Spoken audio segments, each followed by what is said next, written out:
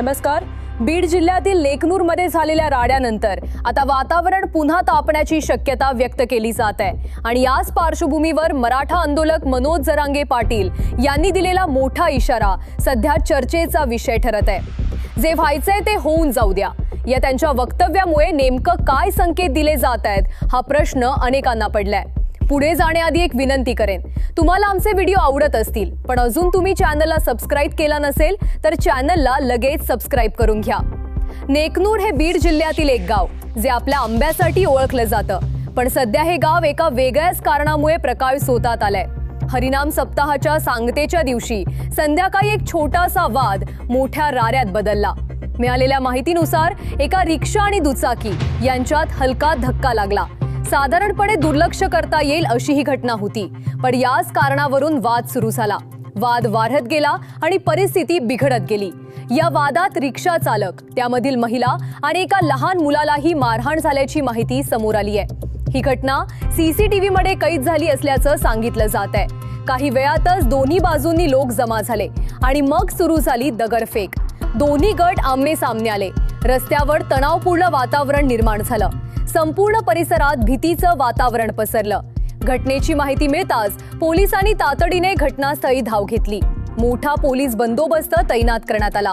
या घटनेनंतर पोलिसांनी तात्काळ कारवाई केली आहे। शांतता भंग केल्याच्या आरोपाखाली सुमारे 30 जणांवर गुन्हे दाखल करण्यात आलेत, तसेच 11 जणांना ताब्यात घेण्यात आले। परिस्थिती नियंत्रणात असल्याचं सांगितलं जात आहे। या सगळ्या पार्श्वभूमीवर मनोज जरांगे पाटील हे नेकनूरमध्ये आले होते। ते बंकटस्वामी संस्थानच्या हरिनाम सप्ताहाच्या सांगता कार्यक्रमासाठी उपस्थित होते। यावेळी त्यांनी केलेलं वक्तव्य सध्या चर्चेत आहे। ते म्हणाले, जे व्हायचंय ते होऊन जाऊ द्या। आमच्यावर केसेस झाल्या तरी काही फरक पडत नाही, आम्हाला नोकऱ्या लावणार नाहीत।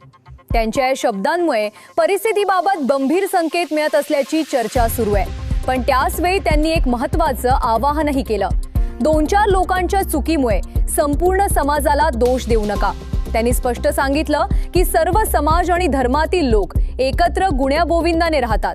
काही लोक चुकीचं वागतात, पण त्यासाठी सर्वांना जबाबदार धरणं योग्य नाही। या घटनेनंतर दोन्ही समाजातील जबाबदार लोकांनी शांततेचं आवाहन केलंय। सध्या नेकनूरमध्ये परिस्थिती नियंत्रणात असल्याची माहिती मिळते। पोलीस प्रशासनाकडूनही सतर्कता वाढवण्यात आली आहे। कोणत्याही प्रकारच्या अफवा पसरवू नयेत असं आवाहन करण्यात आलंय आणि अशा प्रकारच्या घटनांमध्ये सहभागी असणाऱ्यांवर कडक कारवाई केली जाईल असंही स्पष्ट करण्यात आलंय।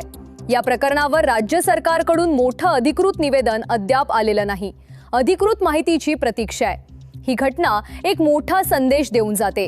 छोटासा वाद कधी मोठ्या संघर्षात बदलतो हे सांगता येत नाही, त्यामुळे शांतता आणि संयम राखणं अत्यंत गरजेचं आहे। तुमचं यावर काय मत आहे हे नक्की कमेंटमध्ये सांगा आणि अशाच महत्त्वाच्या बातम्यांसाठी आमच्या चॅनलला सबस्क्राइब करा। धन्यवाद।